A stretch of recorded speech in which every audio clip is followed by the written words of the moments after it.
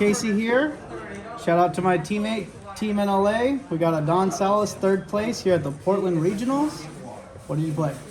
Punk Gold Pride. Nice. And do you have any shout outs before we start? Yeah, a lot. One, Team Jobber, my sponsors, Next Level Anime. If you guys want any nice anime merch, use promo code NLA or RPA. I already fucked up. Don't worry. RPA, and check out the website. And that's it. Link in the description. Sounds good. And then all my shout outs, one of my closest friends, Adam Melodrasky, another really close friend, Mike Garcia. We're the ones that built the deck the most. My boy Rick, he always lends me expensive cards, and he's always along for the ride, acting like he doesn't know current Yu-Gi-Oh. There we go. And then my boy Kyle, of course, and then all of first or last that was here. Sounds like everybody. Shout out to Issues for Top Not Counting. Oh yeah, shout out to Issues Top Not Counting. Yeah, unfortunately. Sorry, Ish, we'll get him next time. It's lore now. Alright, let's see what this is. 3 Ziamins. What you always want to start with, it's you pay life, and that's what you want to do in this deck.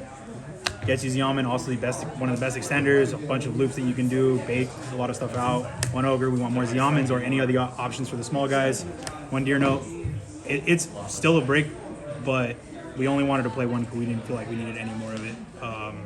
I'm glad it was that 1. I saw it like 2 or 3 times today. It was fine, I just don't want more of it. Just a quick question. Did this ever like mess up your engine if it got banished like off Kashtira? I don't know if you played against any Kashtira, but did that ever? No, the Gold Pride's able to like pick up the slack where the Punk doesn't. So that's kind of how it felt like Punk's able to pick up the slack, Gold Pride's able to pick up the slack. It's whatever one's in my hand. Sounds good. The Fusion guy, Field Spell guy, Trap guy, and then something that we get off of the Jam Dragon, the Punk Jam Dragon. It's just like a little pseudo extender. It's a 1-card combo that we can potentially do if we're really afraid of hand traps or getting hand trapped to death. It's also a nice extender when you just have a level 3 Gold Pride. Sounds good. More Ziamins, and then the other guys come up sometimes. Just one of him. Way too many ways to search it. Too many ways to get into it. 1 trap is free. You get draw a card because of it. And then the Gold Pride, we play 3 Leon. Great extender. Summons from the graveyard. Lets you set up the end board. 2 carry. Again, it's the extender. We were at 1, and now we wanted it as an extender more than anything else. So we bumped it up to 2. It's like, yeah, we wanted 7 targets total. Yeah. Because when you run 6, you risk the trap being dead a lot. Yeah. When you combo. So that was another thing. We wanted at least 7 extender. It was nice.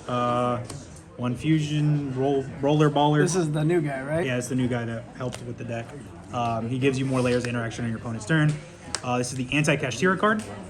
As soon as I know you're playing against Kashtira, he is priority number 1 because it gives him a token. And because you're able to pop and do everything else versus Kashtira, they can never clear the token, and you just snowball the game from there.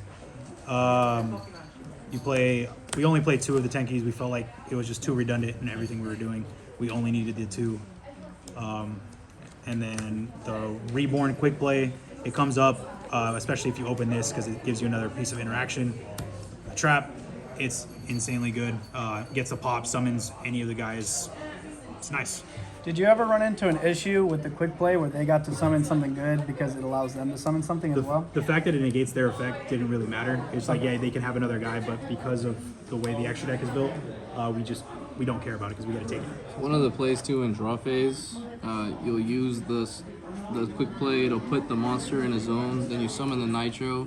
The Nitro puts the token right next to it. And so if you want to clear both cards, it's like taking a card out of their hand as well. Yeah. If they choose to summon it out of their So you hand. summon it, give him a token, then you get to white both. Yeah, but most time Cash doesn't summon anything at all. They just say okay and then take the token. But they forget it can't get linked away, so they can't Donner it away. You can't link with the token? You can't link with the token. That was all of the engine. We were able to play 13 non-engine, I think it was, whatever this is. We played 41 cards also. We played 3 Ash. We were so back and forth of cutting this last night because we only wanted it specifically for branded. I'm glad we kept it in. It came up in a lot of situations. Also, it being a level 3 sometimes just works. Also a tuner, right? Like, Yeah, it's also, it just sometimes it just works out. 3 draw and lock, we wanted to respect Samurai, and then a lot of stuff is searching. So every time I resolved it versus Samurai, I played against 3 of them. It usually was game over. Ogre, not this card, again, versus Samurai was great. Also, we can search it if we already have redundancy in our hand.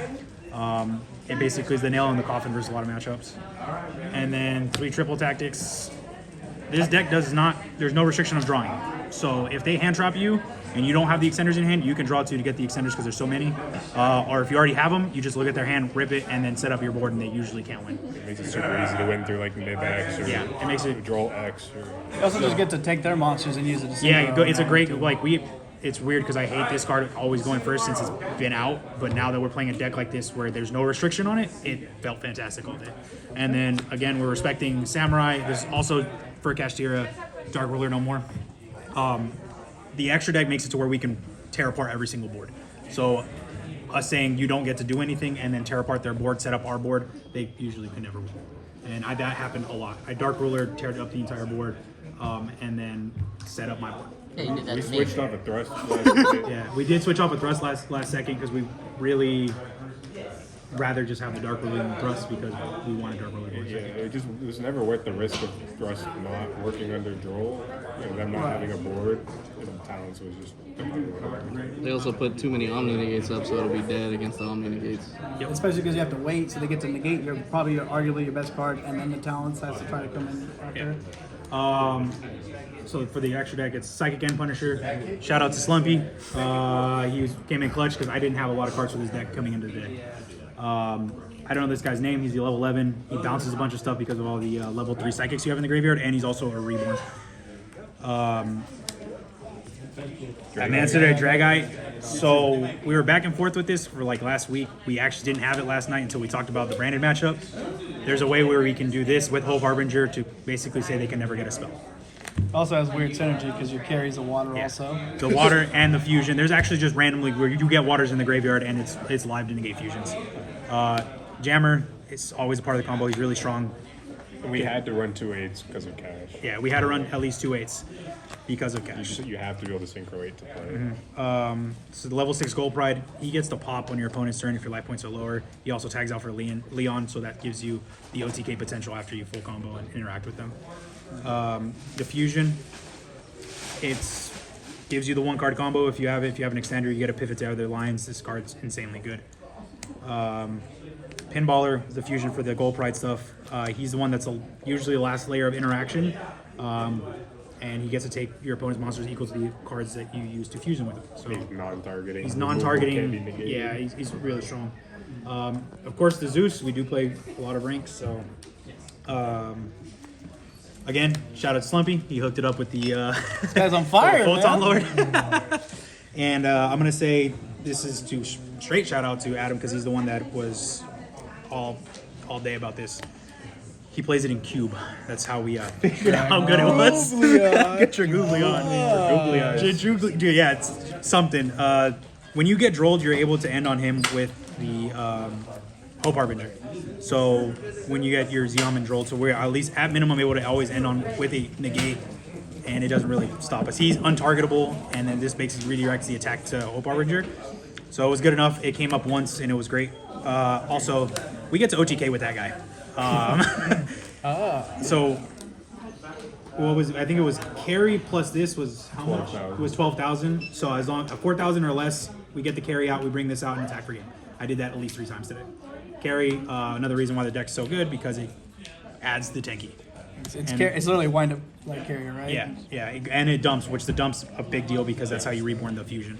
And then we played 1 Gold Pride Nitro Blaster, whatever his name is. I didn't want to play him originally, but today I think I summon him almost every match, so I have a completely different opinion. Versus Kashtira, you get to always get the Nitro out, and that was like when I played one of the Kashtiras, I just went that pop, brought out Nitro, gave him a token, and the game was over. I think one of the last things that mattered and why we wanted Harbinger so much was like, because all the gold fights are quick effects in main phase, it's easy for them to just like threaten to enter battle and force you to activate and then continue playing, but this makes it so they can't attack. Yeah. So here's the side deck. 3DD Crow. It just comes in versus a lot of stuff. It covered a lot of the spread. It was fantastic today. So what's the reasoning between this versus like Bell or even Bestials? I'll let Adam talk about that one. So like the Bestials don't cover super heavy the way you need it to, and DD Crow hitting the quick play spells versus early was like that was the most important thing was catching Delicious out of the grave. That can set him back multiple turns. Like it's going to turn off the Lily that turn, but it can also turn off multiple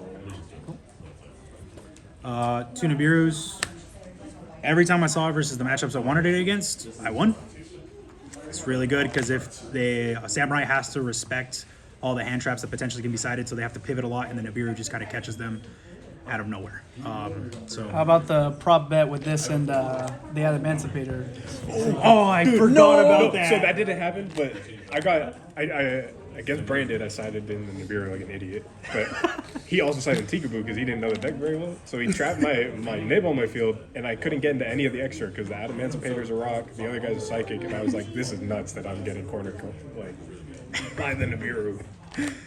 We had a prop bet saying because we play the Emancipator that if we actually excavate it to bounce something. So hey, it didn't happen. I never tried. I all forgot. I forgot about it. Damn.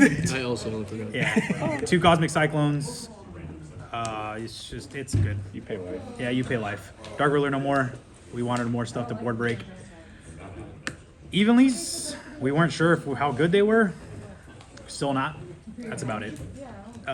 It's like there's a lot of tools because the math was like we wanted 3 Dark Ruler plus 2, so we wanted 5 total board break kind of cards. Yeah, it doesn't matter what it is past Dark Ruler. It just Yeah, needs it's to like be Dark Ruler something. plus 2 worst Dark Ruler. I use it against Rogue and Cash. That's pretty much how I use it. Every time I hit it, it got solved.